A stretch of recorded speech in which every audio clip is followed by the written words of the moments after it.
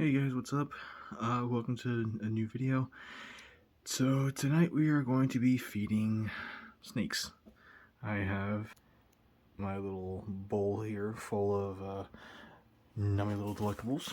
So we got a quail, we got 2 medium rats, we got 3 adult mice, and then we have 2 fuzzy mice. Today we're going to be feeding pretty much majority of the collection, which consists of my corn snake, Egyptian false cobra, my hognose, one of my ball pythons, my rainbow boa, things like that. Those guys are going to be having a little delectable feast for today, so I'm going to wait for those to thaw out, and then we'll get right back to, feeding these guys. Alrighty, and we're back, and we're going to start off with feeding Apophis, the hognose snake. Calm down, buddy.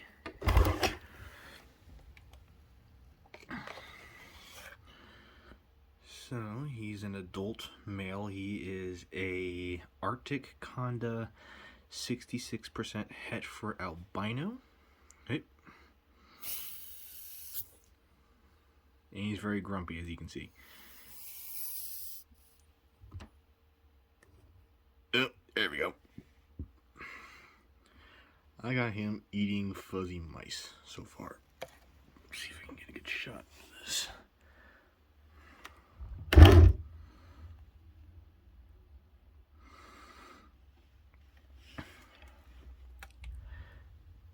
Got him as a sub-adult last year, and he is a full-grown big boy. Last time I measured him, he was about 15 inches. I want to say he's closer to about 18 now. This is a little less than 24 inches deep on the interior, but it is definitely deep enough to where, yeah, he definitely spans out pretty good length of it.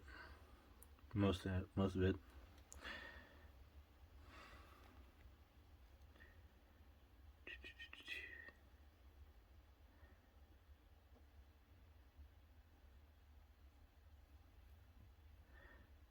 Alright, let's move on to someone else. So I don't know how well you can see him, but we're going to be feeding my corn snake, Ghost. Let's see. It's dark in his enclosure right now. Don't have light set up for him. Or I do, but the light's just not on. Come on, camera, focus.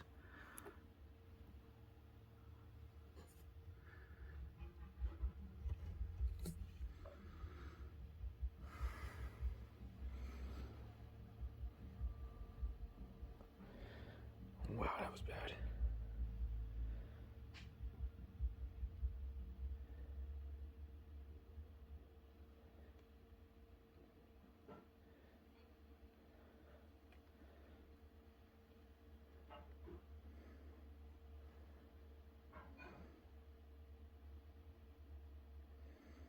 Come on.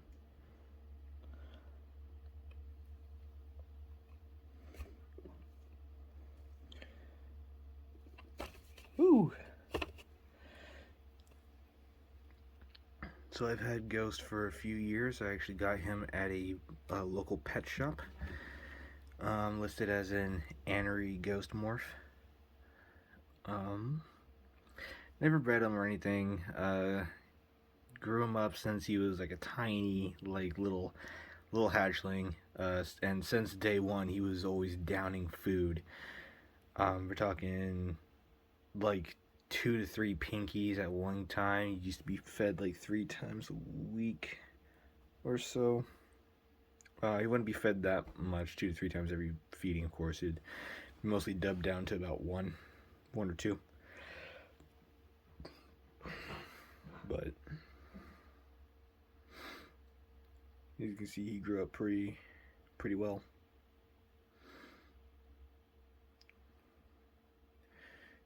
And gonna see if Apophis is done with his first pinky, or fuzzy, my bad. And then Ghost usually gets fed about 2 adult mice, so we're gonna let him finish this one, and then we're gonna go feed the Apophis again right now, see if he'll take another Fuzzy. And once he's done with this mouse, then I'll give him another one. We'll see if he takes it. Alrighty, Fuzzy 1 is down. Grumpy. See if he'll take another one. It is a yes.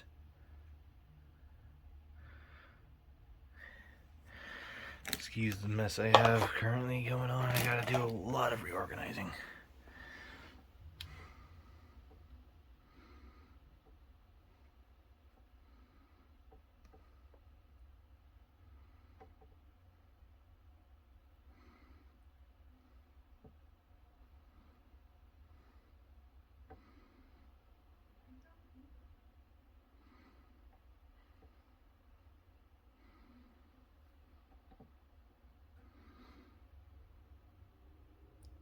After he finishes this, I don't think I have to feed him for probably an extra week.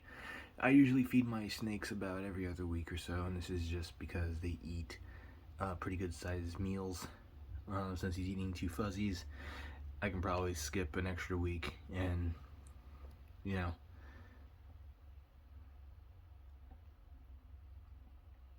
let him digest, help maintain his weight.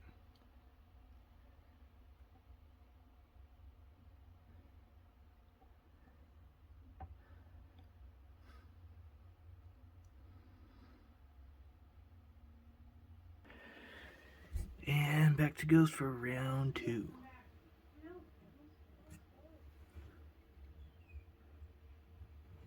Where are you?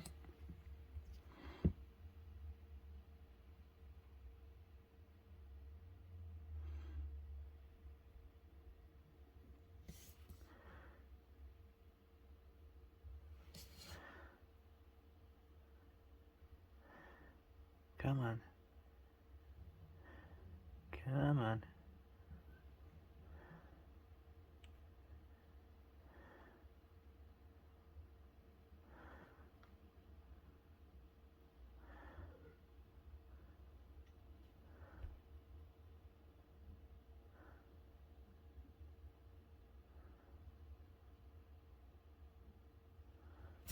Ooh.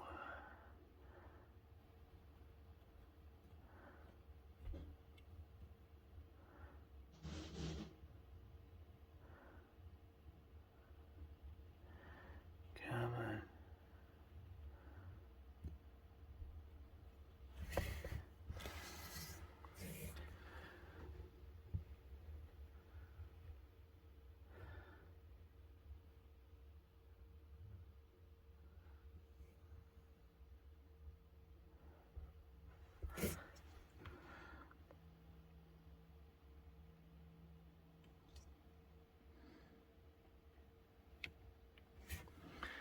I'm going to set it there for now and see what it'll do.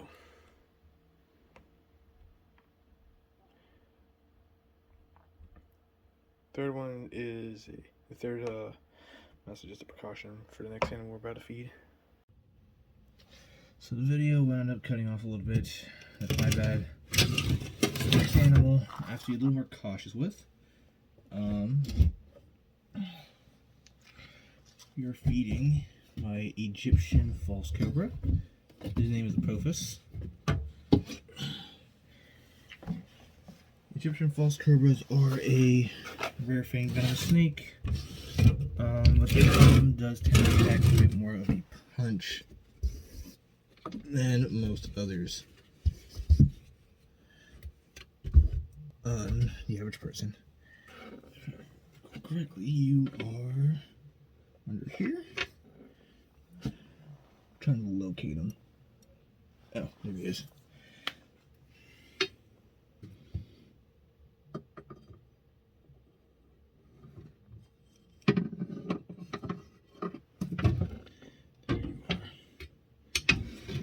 This back there. This one over here.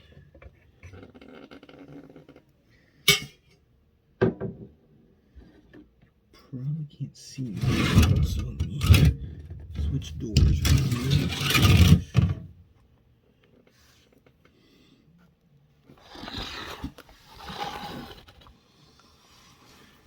See him in there. So I usually feed him medium quails. We're gonna see if he takes one. If not, we're gonna try the mouse. These guys are extremely fast, and you gotta be really careful. When you're in a feeding response, whoo! Oh. Oh, crap. Whoa, hey!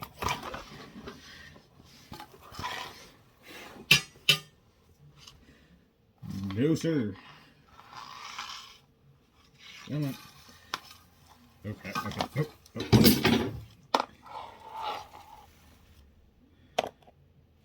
Come on.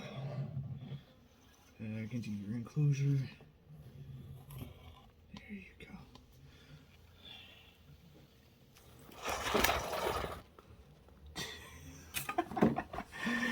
That went bad real fast. He has not done that in a long time. That's kind of why. These guys can be very quick. They can, like I said, their venom packs a little bit more of a punch than most other rare fang venomous snakes on the average person. And yeah, gotta be careful.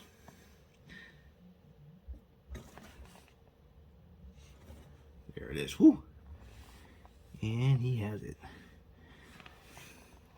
Let's see if we can get some footage of those fangs.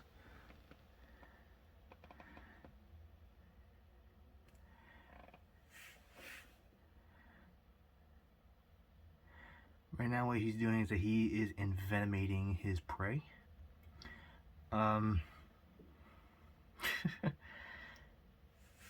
So what makes these guys look more different is that despite how they are on Morph Market and stuff, they are classified as colubrids. These are actually lampriphids. Lampriphids are it is a family of snakes, class of snakes that is more closely related to elapids than they are colubrids, but they're kind of like that weird little bridge between the two families.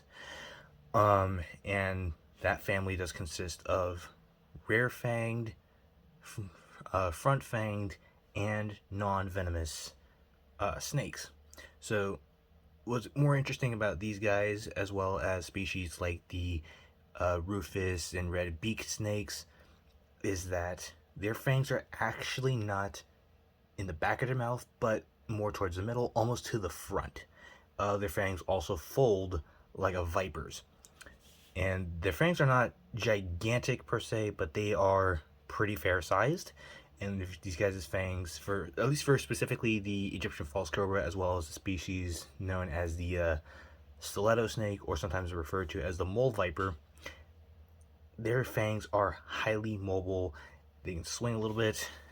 I have seen this like once during a vet trip with these guys, or with him. So that's why I am extraordinarily cautious when I am dealing with him.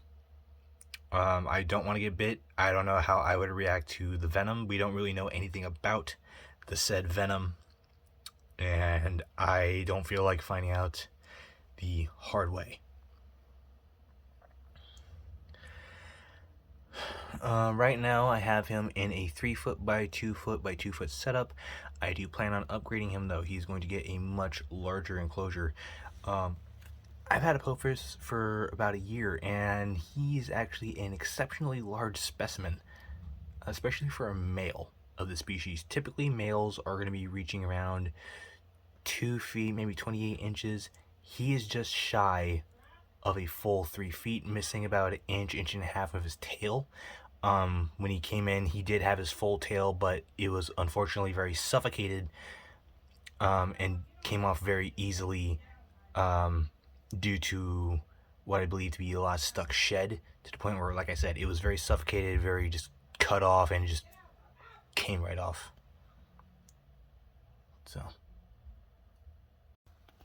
and I wound up ending the video a little early. I apologize for any noise in the background. What's going on with my roommates?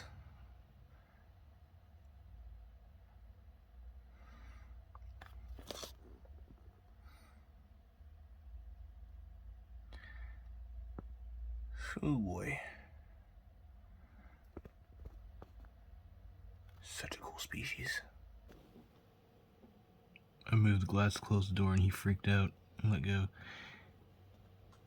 I don't know how well you can tell, but he is a massive Egyptian false cobra. Just look at those eyes. See if I can get a better shot over here. In all honesty, I believe these guys are the closest thing you can get to an actual cobra, and this is the closest you probably ever want to get to an actual cobra for most people. If you want to train to work with venomous snakes, I would probably recommend these guys. These guys behave very similarly to actual cobras in terms of the hooding stance. They can be very fast. They can be a little bit cantankerous. In terms of the care, it's very easy, so you're not going to get the experience in terms of the care and how advanced actual cobras are, aside from their bite. But nonetheless, though, if you need work on reflexes and if you treat these guys like they are hots, you can, I would say you probably get some really good experience out of this.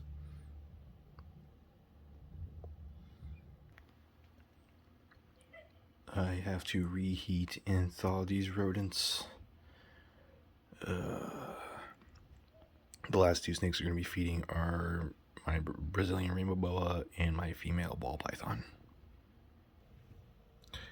As you can see, Apophis is struggling with his quail.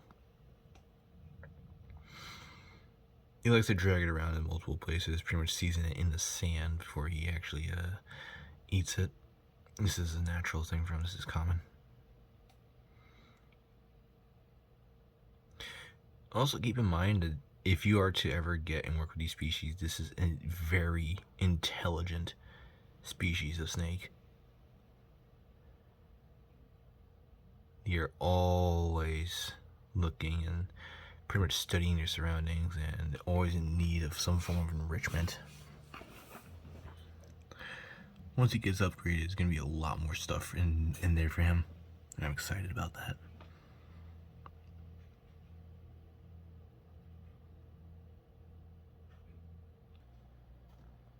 Alrighty, he is finally eating.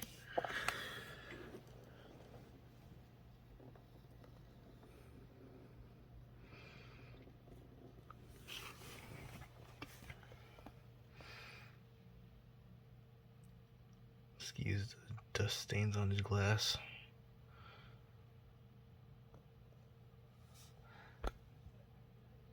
Dang.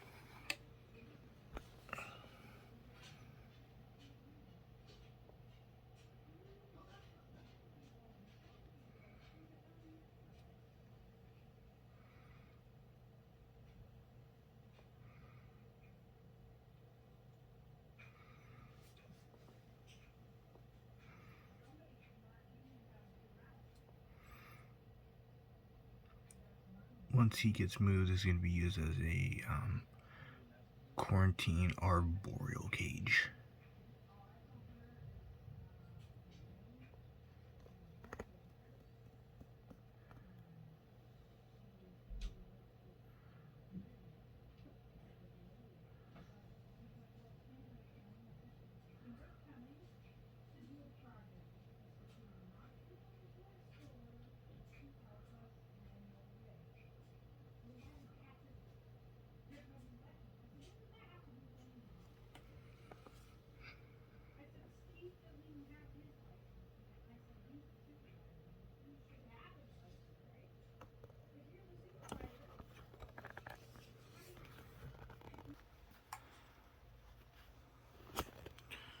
Apophis did not take the quail.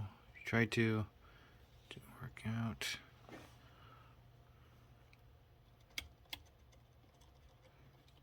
We'll see here. Actually, I'm gonna try to rat.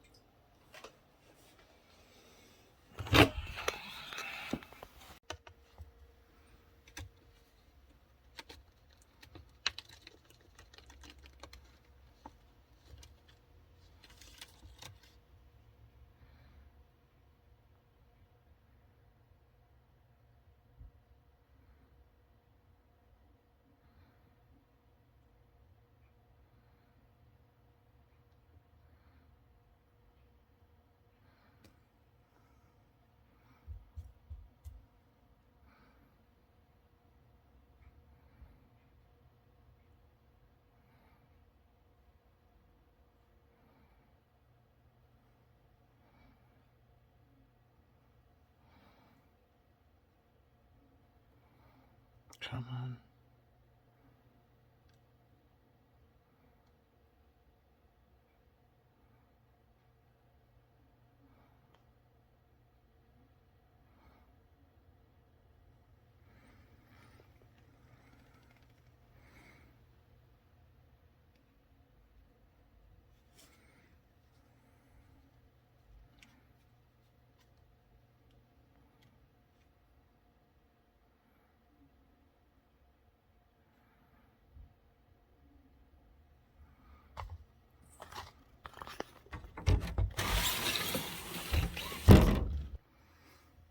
Try this again. Warmer rat.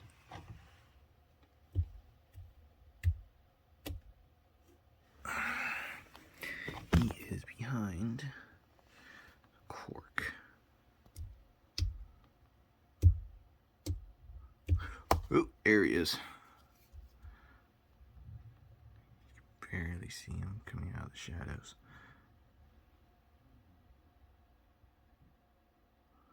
Come on.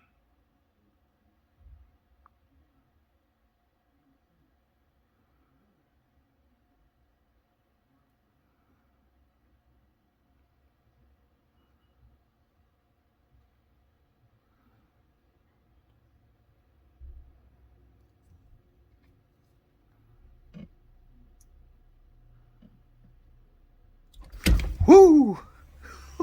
I don't know if I caught that on camera. I had to pay attention to him. He is quick. Gotta be really careful. Then we got one more animal to feed. I'm gonna put that quail back in the freezer, so I guess I gotta order small quails this time. The last batch of mediums I ordered from Rodent Pro are actually a bit smaller than this. Alright, so we got two ball pythons in here. You can see them both. I'm not really concerned about him. He's not really interested in frozen thawed. He prefers live. Her, on the other hand, come on.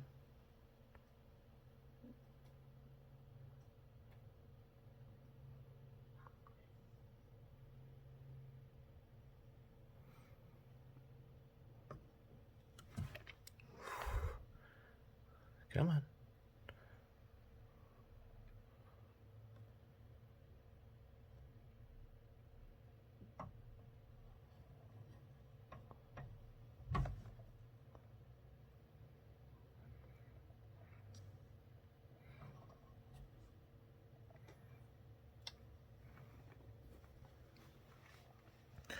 So he prefers live rodents.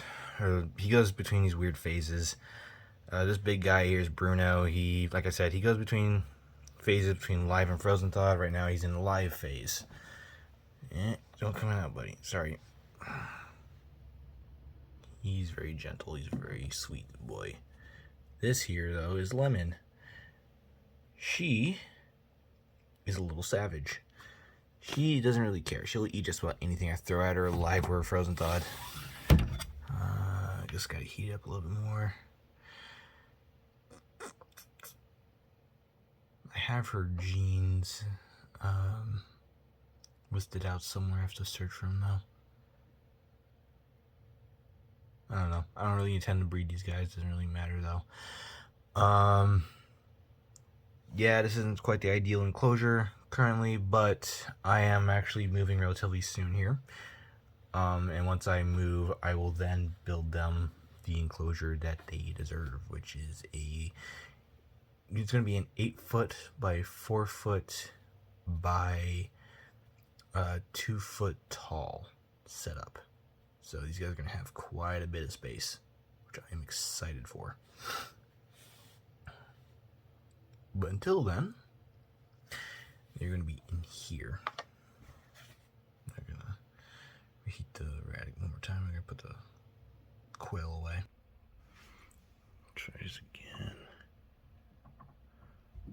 Oh, there we go. We got a strike. She missed.